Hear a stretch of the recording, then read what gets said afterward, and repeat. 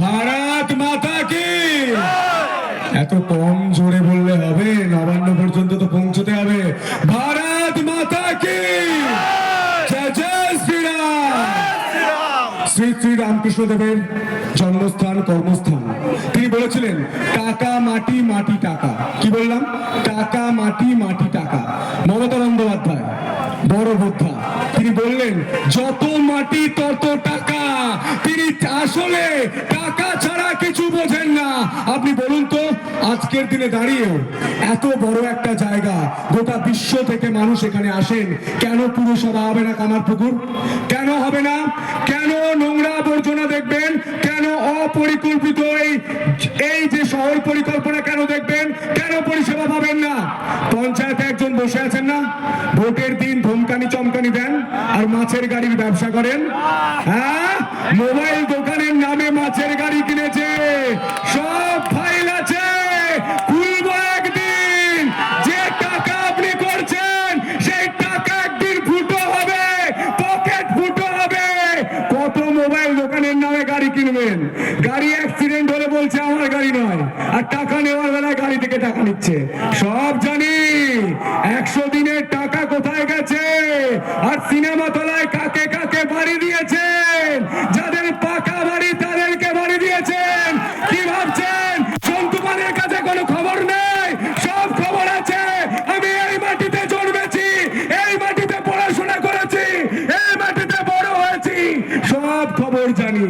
Cinema তলায় বড় বড় বিল্ডিং যাদের তাদের বাড়ি দিয়েছে, যাদের কাঁচা বাড়ি তাদের বাড়ি দেননি।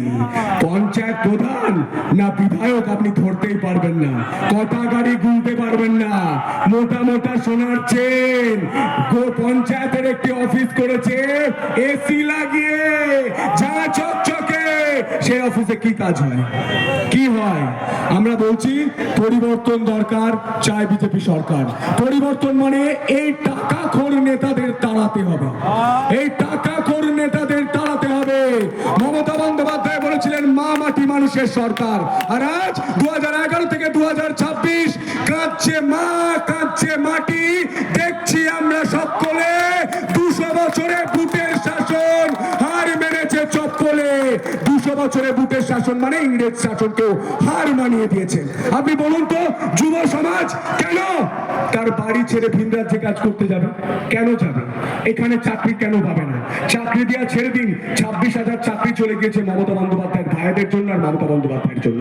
একটা শিল্প হয়নি। আজ আমি চাষি বাড়ির বেটা, আমি জানি আমার বাবার 6 বিঘে জমি আছে।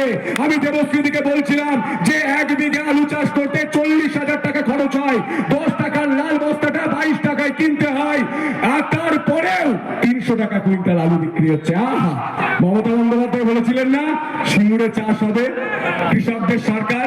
একদম ঢপবাজ, 1 নম্বর ঢপবাজ। এই ঢপবাজকে তাড়াতে হবে। এই বাংলায় শিল্প হয়েছে, আপনারা বলছেন শিল্প হয়নি, আমি বলছি হয়েছে। দুটো শিল্প হয়েছে, একটা ঢপ শিল্প, একটা চপ শিল্প।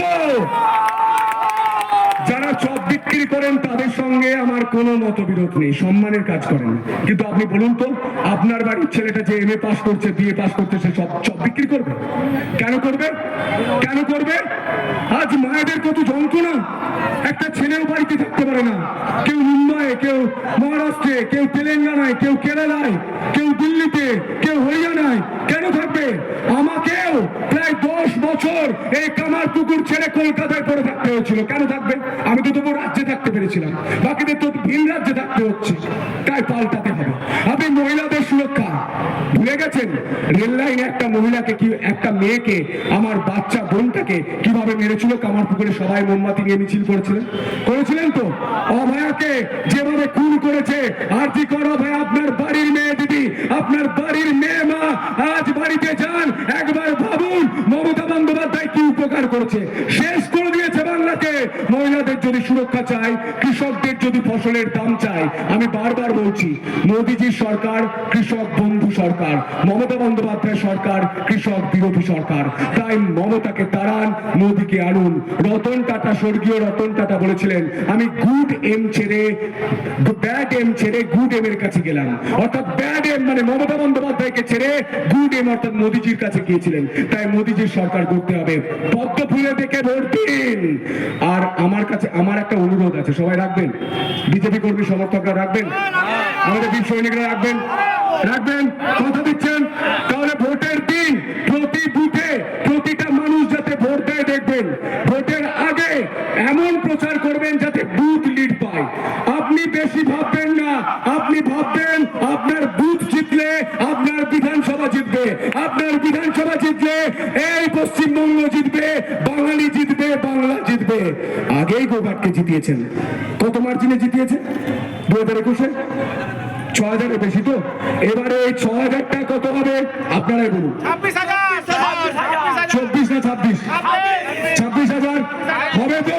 যদি 26,000 হয়, আমি কথা দিলাম রেজাল্টের পর আপনাদের সঙ্গে সবাই বসে একসঙ্গে মিষ্টি খাবো, মিছিল করবো এবং সেদিনই ঘোষণা করে দেবো কামারপুকুরটা পুরসভা হবে, করতেই হবে। রামকৃষ্ণদেবের জন্মস্থান, কোনো কম্প্রোমাইজ হবে না। কামারপুকুর পুরসভা হবে, আরো উন্নয়ন হবে। আর রেল লাইনটা এতদিনও করতে পারেনি একটা ব্যর্থ সরকার, এই মমতা বন্দ্যোপাধ্যায়কে তাই টাটা বাই বাই বলুন। পরিবর্তন দরকার, জয় বিজেপি সরকার। পরিবর্তন দরকার, বাংলার মানুষ পরিবর্তন চাইছে, সেই পরিবর্তনের জন্য আমরা পরিবর্তন যাত্রা করছি। আমরা আজ পরিবর্তন যাত্রা শেষ করবো চন্দ্রকোনায়, আমাকেও চন্দ্রকোনা ফিরতে হবে, তাই এখানেই আমি শেষ করছি। কামারপুকুরের প্রতিটা মানুষকে আমার নতমস্তকে প্রণাম। আমার ছাত্র জীবন এখানেই কেটেছে, আমি স্কুল কলেজ এখানেই পড়েছি, তাই এই বাড়ির ছেলেটার কথা বিশ্বাস করুন, তৃণমূলকে তাড়ান, আপনার সুদিন ফিরে